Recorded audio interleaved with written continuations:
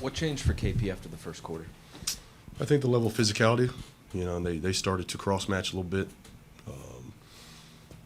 Put a smaller guy on him so they could switch. That kind of bottled him up a little bit. He took a little fall, and I thought that kind of took some starch out of him as well. Deni went down, kind of rolled into him. So he's kind of working through that as well. And what made Julius Randle so difficult tonight? When he goes 7 for 14, and I'd say the vast majority of those pull-up threes were tough. We tried to hit him and get the ball out of his hands. And, now quickly gets a bucket. Brunson gets a bucket. I thought they were pretty well defended, but once he gets going, we've seen him have big nights. Wes, you talked about the rebounding before. How much did the second chance points hurt? Oh, it's huge. But we know that's a strength of that team. Obviously the turnovers hurt us. I think the vast majority of those coming in the second half. So you're not getting shots to the rim. Second and third quarter we couldn't get to the line either. So that's tough. You don't get free throws. You don't get shots to the rim, and it allows the second chance points. That's gonna bite you. And obviously you guys were able to take advantage of their kind of paint-heavy defense at the first half, but in the second half, does that just wear you down, or how did that affect the game? Well, some of it too is you play pick and roll with KP, and now that they're switching, you're not getting the same dynamic. So we tried to use Deni, the way they were cross-matching, and they had some success with that. But they're a very physical team, and they're going to blow up a lot of actions. Kind of wedge you off your spots at times, take away angles, and that's what they do. That's how they guard. They're going to be paint heavy. They're going to fly around. They contest, and that's why they're a quality defense.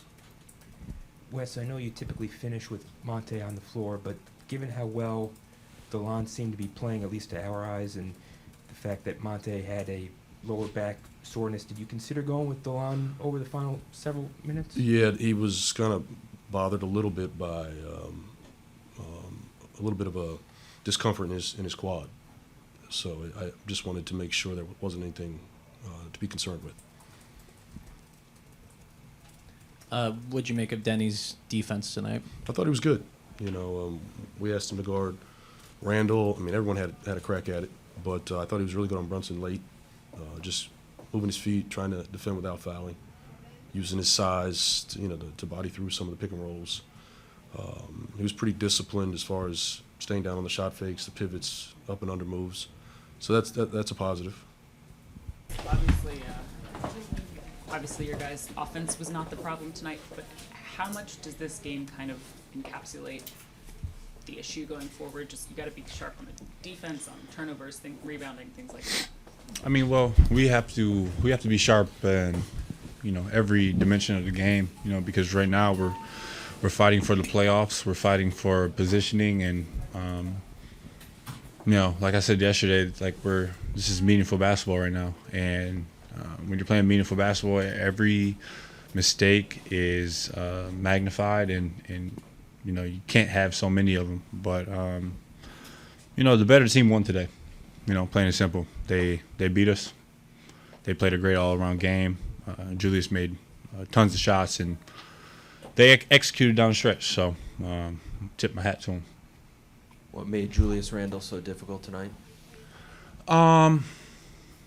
He's a tough matchup for guys. When you put a bigger guy on him, he either goes past him, and then when he's shooting the ball like that, he's pretty hard to guard. So.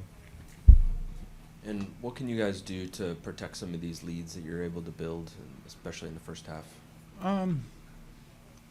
Just keep playing with pace. I think a lot of times when the couple games we've had big leads, and then we just put our foot off the gas, and we're not playing as hard on both ends, and we're just giving them points, and we're just taking it and not doing anything back to punch back. So. It's definitely frustrating. It's very tough, but we got to figure it out. It's no crying on a yacht. So, Stops. Did they do anything differently to reduce your offense individually after the first quarter? And if so, what did they do? They did. They amped up the pressure. They started switching earlier. with the pick and pops, and we have seen that before, of course, especially when we get going early in the game. I feel like we went away a little bit from that, maybe two-man game with Brad. We should have kept doing that. But yeah, overall, it's still a very winnable game for us. Just it's in the details, the difference is in the details, and Randle had a crazy night, and we fell a bit short, so it stings, but we'll figure it out. When an opponent starts to be somewhat successful taking you out from a little bit out of the perimeter, it is an option to you to get down in the post and demand the ball there? Yeah, it's possible. I'm trying to find a good balance between posting up, getting those post-ups, and making them pay for switching, versus opening the floor up for Brad or Kuz or whoever. So, I don't want to clog up, especially if it's me and Gaff on the floor. I have to be a spacer more. There's definitely were some situations maybe where I could have been more aggressive and get in a post and take advantage of the mismatch. But yeah, I will have to look back at the game and see how I could have done things better. But yeah, it's it is what it is right now.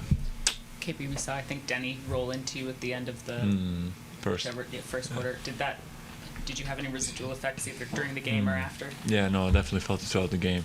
Went out in the third. It was like an early sub for me. I usually don't sub out that quick in the third. Doctor saw me and gave me the green light, so I was able to come back in. But I felt like I was feeling it throughout the game. But yeah, I got some treatment done now, and should be all good. Just have to make sure it's control the inflammation and all that, and nothing serious. I was able to finish the game, so all good. So hopefully we'll be all good. To win games like this going forward, what do you feel like this team needs to focus on for the last 23? Oh, good question. I think it's in the details. It's small things. Like, we're very close. Like, we've had tonight, and then Portland at home, and what else? Brooklyn on the road. We have those 3 games. We're up 19 or more in the first half, and we lose those games. Obviously, we had the Minnesota game, but if we just win those 3 games, this whole picture looks completely different. We're 31-28, and it's good vibes. 3 games over 500, so it's very tight. It's very tight. It's very in the details, and we have to get over that little hump. And once we will get there, it's gonna feel and look completely different, and it's gonna give a good feeling for the fans, But always being around that 500, maybe a little bit below, it's frustrating for us. It's frustrating for the fans. But we have to stay patient. We have to stay resistance, and we need resistance, and we have to keep pushing, and we'll get over that, and the grass will look greener.